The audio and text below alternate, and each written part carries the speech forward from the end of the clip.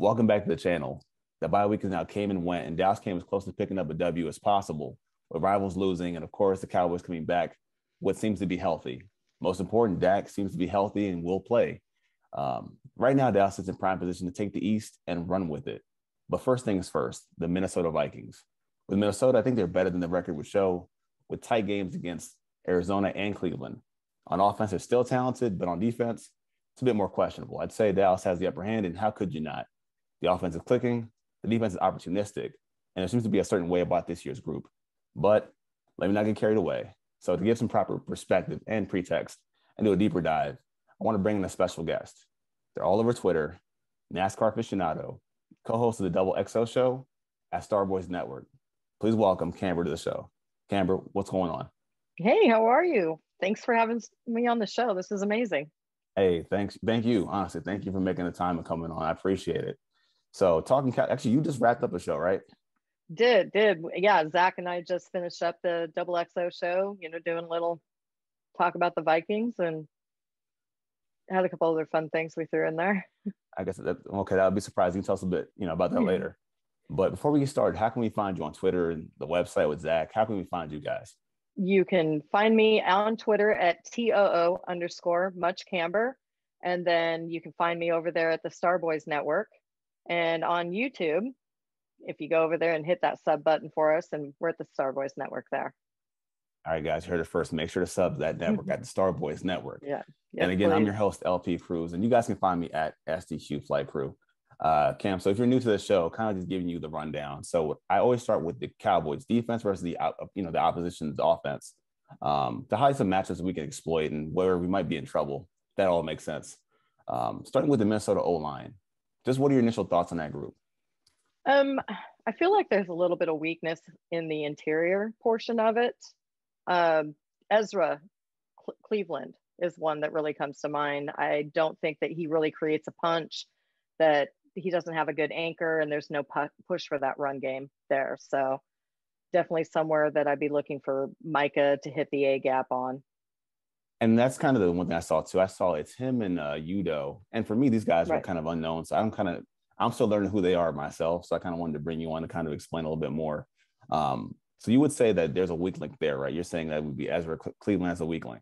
Yeah, definitely. I see him one. And Darisaw's doing great, but he's also a rookie. So you've got that, that portion in there too. So. Yeah, I mean, I would agree with that. Yeah. So I know I looked them over a bit. I think they're, like you said, they're, aside from the inside, they're pretty solid on the outside. Darisaw, I think we talked about, was like a steal online through Twitter. Oh, absolutely. They just paid O'Neal a lot of money too, right? He got paid his massive contract. From the offensive stats, I think they're about average, right? Like with the run blocking, they're about average. Pass block, about average. But let's talk about our guys, like our guys versus their guys. In the pass rush, I've seen Randy has been going crazy this year. Osa, the same thing. Does that still happen this week, or is something kind of going to change this week? No, I do think it continues this week. I think Osa is going to have himself a really great game. I'm looking for the linebackers to really step up in this situation. But no, I definitely think Randy and Osa are both going to have a really great game. So for me, maybe you can help me out to clarify this. The way I see it, their offensive staple is Dalvin Cook. Right. How do you stop Dalvin Cook? So I'm putting an extra man in the box. That definitely looking, I'm seeing the matchups, and I'm going to feel like Micah's going to be more in that linebacker position than being an edge rusher in this one. We definitely have to use the linebackers in this. We can't commit a safety to come in to help that run because of the weapons they do have. And they have very comparable weapons with their wide receivers as we do, almost man to man. And so I just don't see that we can give up the safety to come in. And so, like I said, I'm looking for, we need a strong game out of LVE on this one. And like I said, definitely Micah in the A gap. Yeah, I think so. And I think the one thing that stood out to me was there's no Brent Urban. Like Brent has been that plug all season long, and no one talks about Brent enough because it's a thankless job being a one tech. Yeah, it is. And like you said, I mean, you talked about the receivers on the outside. You can't commit a safety down the box because of those same receivers. So let's just kind of change gears to receivers versus our secondary. Um, so first off, I'm looking at this matchup and I'm worried about Anthony Brown. Right. Do you get the same thoughts and the same vibes about Anthony Brown versus what they have? I do. And I'm really torn as to who's going to cover who. You know, Thielen could play a lot of slot, and I feel like he's somewhat of Cousins' safety net in this. And so do who is Diggs going to shadow? I mean, are they going to put him on Jefferson, or do you let Brown with his speed go with Jefferson and you've got Diggs on Thielen? That's going to be I think our biggest issue of the entire game is right there. Yeah. And I'm with you on that one. I think you mentioned Thielen. I kind of have that problem with Thielen too, because he has the body control, the strong hands at the catch. And Right. last time I think Brown got burned by him too when we went to Minnesota last year. So it's staying with me. So I'm worried about that guy. Right. And then, little, Brown, little PTSD from it. yeah, the aftershock is still sitting there with me. I think because of Cook, like Right. you said, we can't go, we have to commit a guy in the box, but you have to go then one-on-one. So you leave Brown on the outside. And look, I'll be honest, Brown has not been that bad. He hasn't been bad all No. season. He hasn't. He hasn't. It's Right. just, we'll never give him that kind of trust because he's not Trayvon Diggs. So Exactly. it's like we kind of punish him for that, but we know who he is and he has his own limitations. I do want to talk about, though, the main event with Diggs and Jefferson, because that's going to be mine for real. But before I do that, I have to bring up this guy that you mentioned or kind of hinted at, KJ Osborne. So with Minnesota, Right. I see they do a lot of 11 personnel where it's 3 receivers, 1 back, a tight end. But tell me about KJ Osborne. I think he's a pretty decent slot. And how do you feel He with is. Osborne and Lewis? Like, what's your feel and vibe with that guy? Because I mean, Osborne himself, he was what, 5 for 6 for 91 yards against Arizona. And I feel like Arizona's got a pretty good secondary going on. So he is a concern. We're going to need to see something big out of Jordan Lewis. And, Jordan Lewis is the kind of player that when we see something big, we see something really big, but then he cools off. And this is a game that he's going to have to be right on Osborne on it. Yeah. And that's the part where I kind of worry about this guy because I do think Osborne, and I've kind of gone through like the web and looking at the other Vikings, like content creators, writers, and they talk a lot about KJ Osborne in the slot and what he's able to do. And you talk about a safety valve with Thielen. I think this is the safety valve now. They found him. I think I saw the game with Carolina, and he was the guy they went to win the game. Like he's starting to become more involved every single week. So, Lewis, I need you to step up. Exactly. Yeah, because if you look at it, most offense or defenses are going to be focused on those 2 big wide receivers. Right. And Osborne's been right there to take up the slack. Yeah. I mean, gut feel, I think Jordan will be okay. I mean, I think he's been quietly good all season also. He's like the guy that we don't give him all the love that he deserves, but he's been pretty good. I think what do you know about actually with Joseph? How is he working into the mix? Do you have an idea where he might come in, slot, inside, outside? I think they're probably going to try him outside with backing up Brown. Here's my problem with him. I think he's got the talent. It's the experience on the field that he lacks. And so I think that, it's going to be a trial and error and we'll see how he does. I'm really worried about his hands and the penalties with that too. So he's such for me, I know some people are so with him 100%.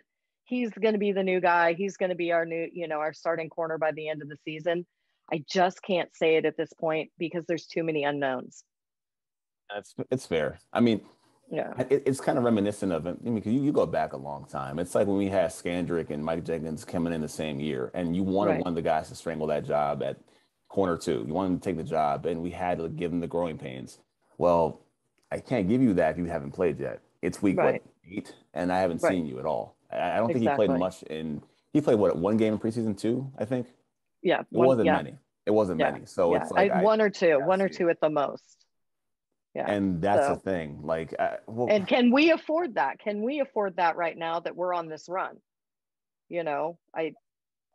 This isn't a time for projects.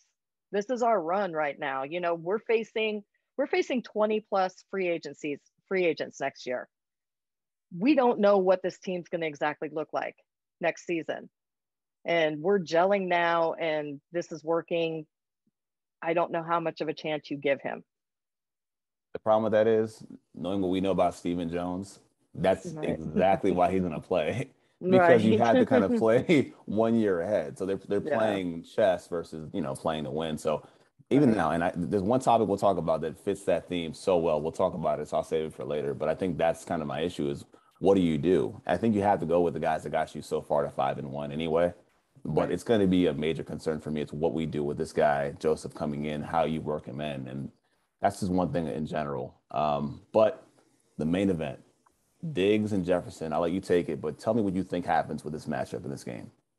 I it's going to be a dogfight. They're going to be on each other.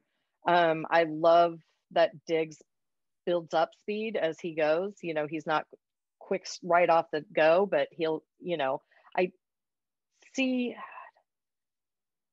this one's hard. It's really hard to explain.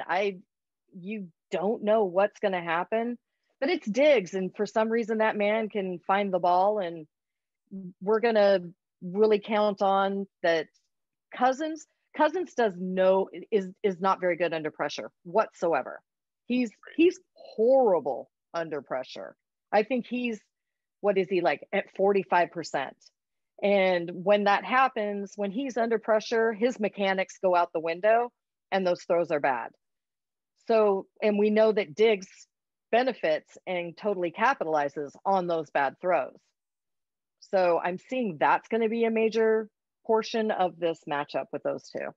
Think so. The same way you kind of had like an issue with, not issue, but you had to kind of pause to give you your answer. Yeah. My stomach got tight too, and that's how I'm gonna feel on Sunday. Like it's a matchup where it could be a lot of give and take, where you might have a great, great series or great, I guess downs, if you will, against each other, but that play will happen. That one big play will happen, whether it's a PI down the field or something's gonna happen with Right. this guy. I don't see him blanking this guy.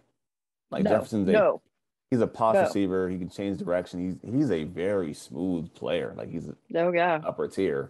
Um, absolutely. so I'm with you. He and CD were the top two in that draft, if you ask me, in wide receivers. I can't argue with that. I can't argue with Yeah. that. Guys that step in and just have that kind of like savvy and polish. I mean, from Hmm. what 21-year-old, something like that. Right. It's rare air, and yeah. So I'm kind of a little stuck with that too. But you talked Yeah. about Kirk. Talked about Kirk. So me, I think Kirk is better than what people think. I think he's not that bad. I think it's Right. kind of like Dak, where we trash Kirk so much that people don't see what he actually is. And I think he's having a pretty solid year. I think he's been kind of consistent the last couple of years. But like you said, when it comes to pressure, he's terrible. He's terrible. Awful. So Awful. how exactly do we get to him? Do we send extra guys? Do we rely on Randy and maybe Micah Parsons? What's your plan of attack, knowing what you know about our back end versus these guys at receiver? I think it's going to be the mix up of them, that half the time they're not going to know what Micah's role is out there on the field. Definitely Randy. Just that pressure, constant pressure of those two coming at him. And see, that's another tough one for me, because I don't think Kirk is really great at reading defenses. You know, he's not developed as much as like Dak ever has. He's a solid quarterback. I agree with you. People don't give him all the credit that he is due. Is he an elite? Is he a top 10 quarterback? I wouldn't put him in the top 10. I'd put him somewhere around 15 easily. I agree. He doesn't deserve everything he gets. I don't think he scrambles well. He doesn't have great pocket awareness. And like I mentioned before, when he is in a panic, his mechanics go away completely. So just, yes, I mean, us trying to get as much pressure as we can. But once again, we're not going to have that safety to come in with that pressure. It's going to have to be, our ends and the linebackers are going to have to step up and bring that for it. Yeah, and again, maybe it's me just kind of fear mongering, but I think you have to create pressure outside of your safeties and linebackers. I think you got to confuse the linemen. If they're young, Right. stunts, Yeah. corner blitzes. Like if the guy can't read the pressure coming from his blind side, You got to be safe if you're going to blitz them. I think you got to be really conservative, but also creative with what you have in the front four. So that's the way I see it too. I mean, it is Kirk Cousins, though. It is a primetime game. So do what you will with that. Yeah. He's not so good in prime time. In fact, I think Yeah. his only win in prime time is against us 2 years ago. So because of what, Garrett? Yeah.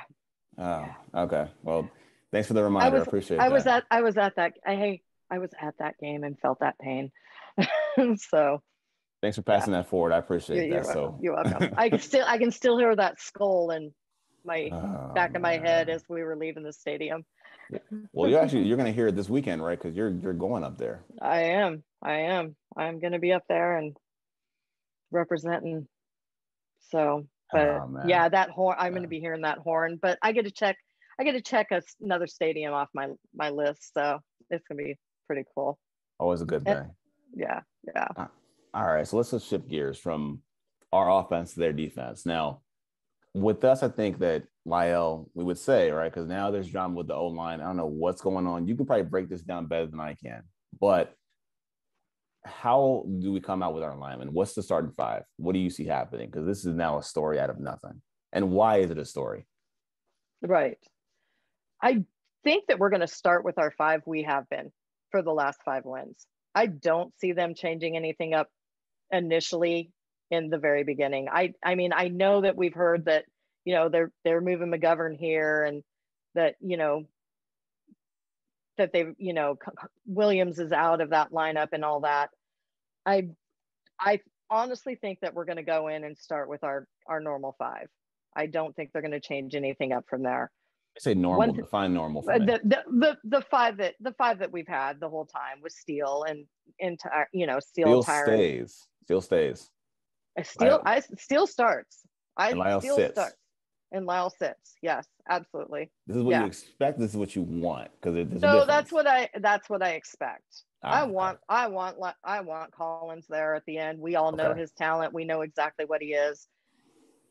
Are they teaching him a lesson? What are they doing? I'm not so sure. I was just listening to Cowboys Crosstalk earlier this evening, and they had Russell Maryland on there. And he really made a great point. And he said, you guys need to understand a lot of what went on in the 90s with our line. And he said, there were some games that I didn't even go in until like third, fourth quarter. And all of a sudden they met a fresh me, coming in. And he said, and with Tony Casillas and with Nate Newton and everything, and sometimes they would rotate some of them around. He says, it's not a bad thing to have that depth, to be able to switch the players around. And it was part of their success.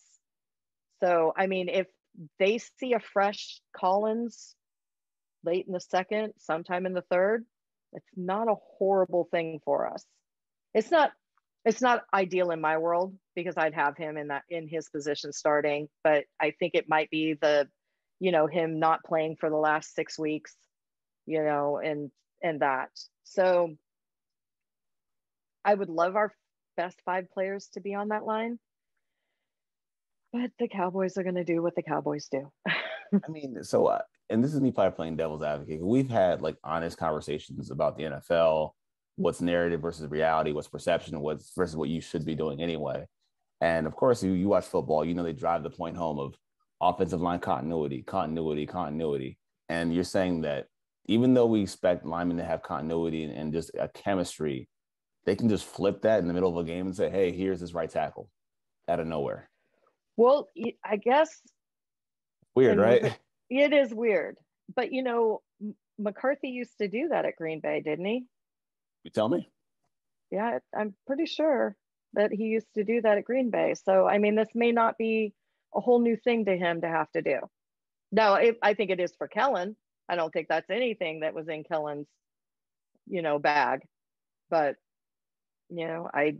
they may have been told this is the situation. This is what you have to do, because we have a GM and his son that like to dictate things. Yeah. It's my very nice way of putting it. I mean, what's understood doesn't need to be spoken, sounds like. But right. I think for me, just watching it play out, it's like, okay, we know what it should be. Like for me, it's Tyron, it's still Connor Williams. I don't care what anyone says. It's Connor Williams. Um, do I want to see McGovern over Biotish? Yeah. Yeah, I Yeah. kind of do. Yeah. And Yeah. it's really because one, I think I talked about this with Tad also. I said if the guy has more strength, the guy is more agile and mobile, and his snaps are better, Right. why wouldn't you play him? It's just like, Right. why wouldn't you play him? And the team, again, talk about managerial things. If the guy's playing fullback and you have one on the roster, you want the guy to play. You're finding ways to get him on the field already. So there's something that they're creating to give him confidence and play him. I personally don't care. I mean, one's a second-year player, one's a third-year player. Right. Right. Right. Yeah. Money's about And the same. I don't care. yeah, especially with it's what Tomlinson and Pierce that'd be there in the middle. And that does Uh, give me some yeah, concerns with Biotish. same. You And know. they freak me out. Those two Yeah. guys, and then Yeah. you have Richardson And as a but third guy. Pierce is hurt. He does have an injury, How and he hurt? was I'm not quite sure exactly. He was limited in practice today, so That we'll means what? see. Right? Who knows? Yeah, But yeah. but but he's not 100%. So I'm gonna Pollyanna this and say So there's a little 75% something, strength and and 100% strength, it's Tyler. it's his elbow. So it's not So like it's an ankle or a knee. we've seen Tyler. I mean, Right. the one arm just jacking back. Yeah. I mean, but that's kind of the concern for me. I think if a player you think is a better player based on the physical attributes, and I know with Connor, it's a totally different story. Connor gets just slapped around by the fans because of what we think he can't do. Right. But I think we've seen that McGovern can kind of do the things that Tyler can't, and there's a bit of a Right. deficiency with the strength and the power and the Mm-hmm. just the snaps. Like they're better off with this guy, so I don't see why not. Of course, you Right. have Zach at right guard, and the tackle should be Lyle. It Yeah. should be Lyle. So I don't. Right. That's what I want to see happen. I think that's what actually will happen. But we talked about this being kind of a punishment for Collins. Spare no detail. Just why are they doing this? Why have we become Belichick for some reason that we have to punish players for mistakes? Kind of give us the overview as to one, why, where did they come from, and what does it actually mean? And you can Um. predict if you have to and Yeah. project. Yeah. It's completely projection because I mean he's served his suspension. You know they should be good with this. Yeah. Is it the embarrassment? You know, because I'm you keep hearing that he's in shape and he was working out. The man didn't forget how to play football. We saw him play against Tampa Bay. He was fine. These last 5 weeks, he didn't digress or, you know, for like I said, forget how to play football. I don't know if this is because he embarrassed them with the trying to bribe with the drug tests. I don't know. I don't understand it. I don't understand. Don't tell me that he needs to work back into it. And I've seen a lot of tweets today of, oh, he needs to earn his job back. No, that was the man's job. He got suspended. He comes back. He's one of our best five out there. He gets his job back. I mean, forgive me for being this kind of guy, but it seems like they're trying to make Collins into Doug Free, where the Right. money is okay, let's just be down on you because of the money or whatever the case is. And for some reason, I see, and no disrespect to Terrence Steele, I see Jeremy Parnell. Right. Right. So why are we trying to build up a guy? And this is the kind of thing I've talked about before with expectations of players and fans, and even a guy like, for example, like my pet cat and Sean Wright, where the Mm-hmm. bar is so low, if he just steps over the bar, he's an all pro, like with the fans. Like we thought this much of this guy, Terrence Steele, that even him just playing passable football, it's like he's the best thing ever, and we have to play him, and he's indispensable piece. Um, Aside from what we see in the games and the broadcast footage with Terrence Steele, is there anything you've seen on film that says he's getting more help than what we're led to believe from the national perspective or from the broad perspective? What have you seen on film, if anything? I'm seeing that he's gotten a lot of help from Zach Martin. You know, I mean, he's gotten, he would not, I'm going to absolutely say this. If he had a lesser guard sitting next to him, he wouldn't, we wouldn't be cherishing him like we are. I said Yeah, it. but it's honest. Like with these things, Yeah, you got to be honest and you have to be forthcoming. yeah, Like that's the thing. And my thing is, you talked about the interior D line, and that has me freaked out already with Biotish.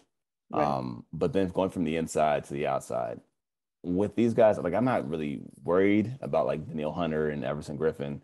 I'm not. But Daniil Hunter can get he has that same get off. He's a pretty good player. Like Hunter is Right, back. He's a pretty solid player. Again, I worry about Terrence Steele. So if you have your best player going up in that hostile environment of playing in Minnesota, and you're going to see it firsthand, um, why not have your best possible right tackle against who I think might be a Pro Bowl player, Daniil Hunter? It just doesn't make much sense to me. I don't quite understand exactly. that. Yeah, I'm Um, not worried about the other side with Griffin. That I mean, we know no, what Everson no, Griffin is. no, We know no. that We know side, but him. We know I that agree. guy. I agree that that was one of my concerns is Hunter against Steele. Yeah, Absolutely. And maybe it doesn't go well in the very beginning and they're like, oh, holy crap, and they bring Collins in and we're done because I don't want us to take a loss because they're teaching someone a lesson. exactly, exactly. I don't want Dak to get a hit or be sacked. And this team's leading the league in sacks at 21. So let's not let that happen to Dak. Isn't I mean the whole objection of that offensive line to protect Dak and punch holes for our running back, and why are we playing around with it? It makes no sense. A rhetorical question, I'm sure it was. But Yeah. I think what we're finding out of this team is they're trying to establish a culture and a certain idiom about themselves that they're going to just find a way to do it. Like, hey, I mean, let's kind of keep it honest here. If you were sitting there at just kind of going back in time, and I'm playing devil's advocate, so forgive me if I'm kind of going backwards, but if you sat there and saw this team back in, let's say, July and said, hey, look, we had the worst defense in football, bar none. Now we're sitting at 5-1. Our quarterback is healthy. Our quarterback is picking up where he left off, and everything is clicking. And we're sitting at 5-1 with a terrible division in front of us. Kind of looking at the East too, with the Washington and the Giants. Right. It's hard not to feel yourself a little bit. As fans, I kind of feel this team hard, but Oh as yeah. a front office, I see where he'd be a little bit confident, a little bit cocky. Makes a little bit of sense to Mhm. me. So I can kind of see it a little bit from that perspective. But no, I wouldn't play games like this. I think they and so far, let's be honest, they've been right. A lot of things they've done, they've been Oh yeah. completely right about. So it's, I guess, they've kind of earned that trust a little bit. They've earned that margin of error. I hate to say that, but margin of error for doing this. It's Yeah. ridiculous, but maybe they're right. Maybe they're right. So I kind hope of flip so. gears, talking about the game plan. For me, because I have this problem with the interior guys. How would you attack them in the running game? Do you think it's better to say, hey, look, our guys are better than their guys, push them backwards, or do you think we got to do it differently? You mean for our running game? Yeah. How would we Okay. attack that? Well, I mean, we're definitely gonna need blocking from our tight ends, and is McKeon back? I haven't Because heard. that's our Haven't best heard. that's our best blocking tight end. And we can't rely on Jarwin to block. I'm sorry. And I'm sorry for you Jaws fans out there. He's not a blocking tight end and I think Schultz has gotten better. I do think Schultz has gotten better from what he was. But and then I we really need blocking tight ends. So why not a tackle? Why, I Yeah. mean, why not a Right. tackle, right? Right. Right. Um, Right. because I mean, even Yeah. my approach as I saw it today was if you can't run inside and you don't want to bang your head against those two guys on the inside, then I'm thinking, hey, Right. look, we got to kind of go outside. We got to move outside. So if it's like the sweep game, the screen game, like make those big guys have to cover. So talking about the running game with our backs, right? So how would you kind of rate these guys? Like between Zeke and Pollard in this game, who do you think we should go with? Who's the hotter hand in this game? If you had to project, who would it be? Um, I think it's Zeke. I think it's Zeke because Oh, of okay. this one reason. I think Zeke knows to wait and let for holes develop. Where Pollard's like that quick little zip guy, and sometimes he doesn't wait for that hole. Where I think that's one of Zeke's finesses. is that, he knows to slow up, hold on, there's the hole and go. So I see Zeke being a little bit more of the heavy hand on this one. So I'm opposite on this one. Are you? I'm going to disagree. I think it's Tony. And the reason why, like I said, I want to make those guys work on the edge. I want them to work. I want those big guys to be worn out. So if we're gonna hit the edges, if it's gonna be tosses, sweeps, again, like I said, screens, whatever, make them go. Because I think I saw Minnesota, they give about 5 yards a carry. Tony Right. and Zeke, about 5 yards a carry was what they're getting anyway. So it's like, this is the guy that I want. I want him to just kind of keep those guys worn out and busy. So when, Zeke does come in and he slams them down, they're already worn out. So that's kind of what I would like to do. So going from the interior line, which I think we spent time talking about, and their D line, the linebackers. Do you have any worry about these Minnesota linebackers against us and whatever, type of method they have? Yeah, I think Kendricks is one of the best in the game. He's a good linebacker. Barr is good against the run and can rush the passer, but he's not really good in coverage. So they're not one of the biggest factors in this for me, as much as that defensive line is. Same. I don't give them much. I don't give them much respect. I mean, I think they're good players. I think that they're. How do I know? I'm sorry. I think they're athletic players. They're big and they're athletic. Yeah. I give them that. In the running game, nah, I don't have any type of concerns there. The only thing I say about in the passing game, because they're so big and they move well, it's those tight windows. Because I think Barr goes for 6'5". Like Barr's a big guy. He's big. He's a big guy. So I think if you're gonna kind of, how Dak is playing really well over the middle and he's really driving the ball down those seams. I worry about tip passes and interceptions. That's the one thing that I worry about. Like I just don't want those guys getting an easy time in the passing lane. That's why I say Tony's kind of big in this game to occupy those linebackers to keep them away from the passing lanes. Right. So now I didn't mention our safeties at all, but I will mention one of their safeties, Harrison Smith. The guy has always been a pain in the ass to me.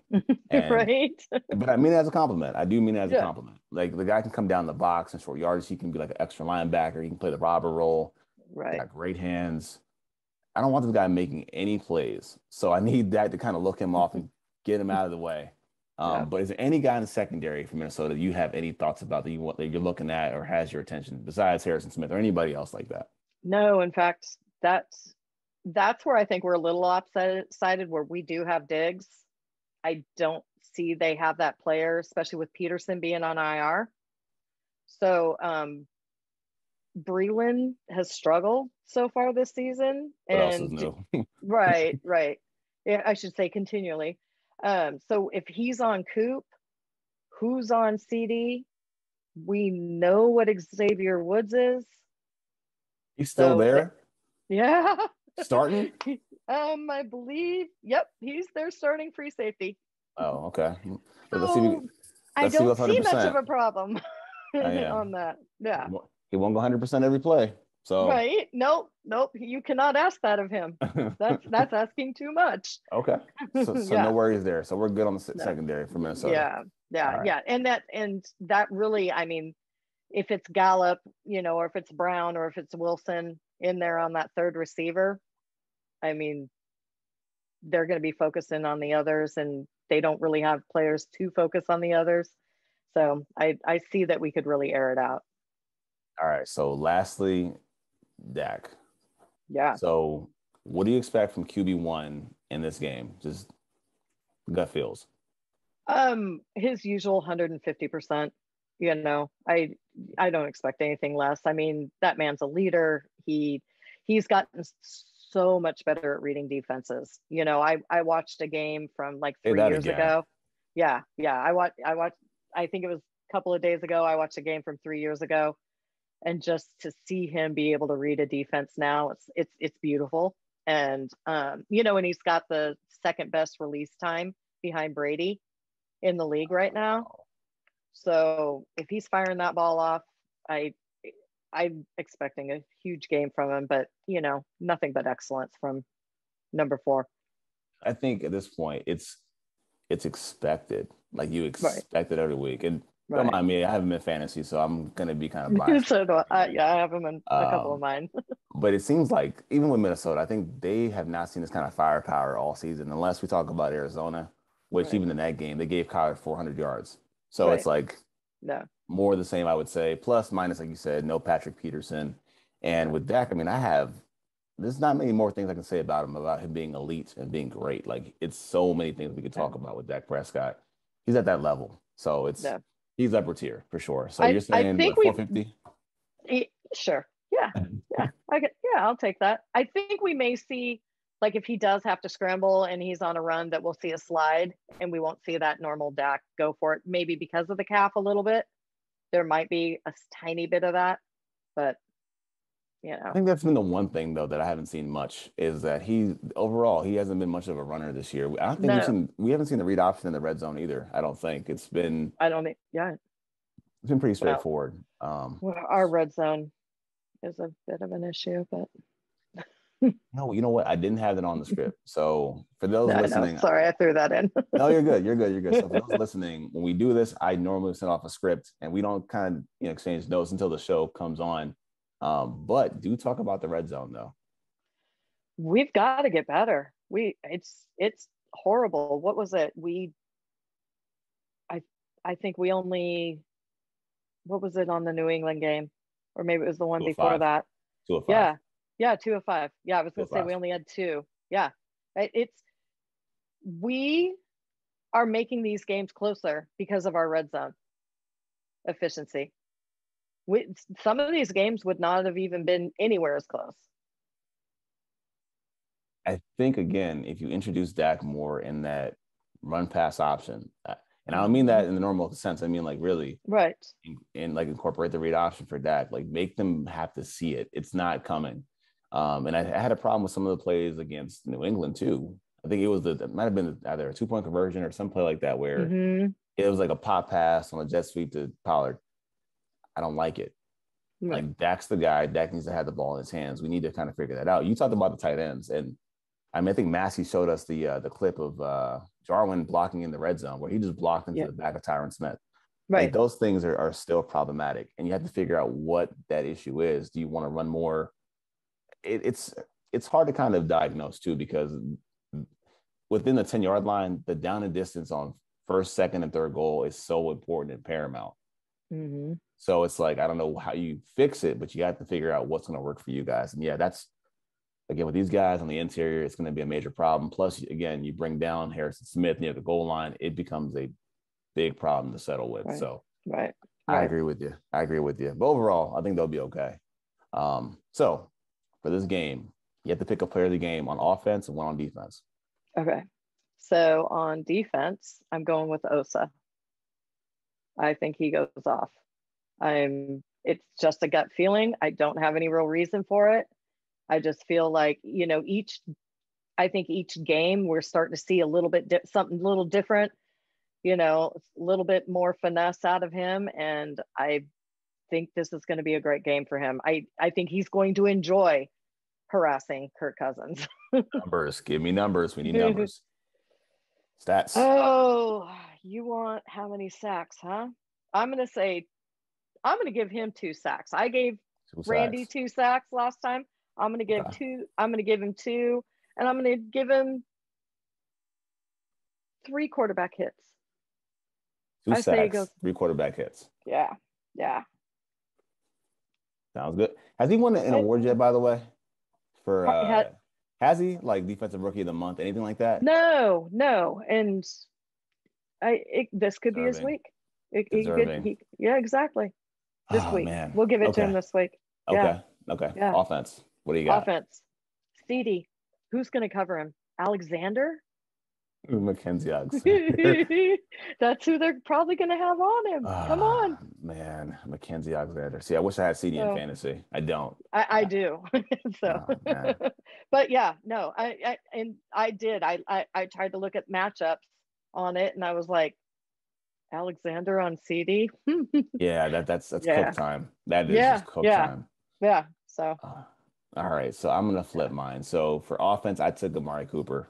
because I have him in fantasy, of course. And he's been kind of quiet for a while. I haven't heard much from him. Like he's been steady, but he hasn't Oh been yeah, like we haven't seen a zero game of wait, go ahead, zero tell me. zero drops, Oh, I zero mean, drops out of Coop this season.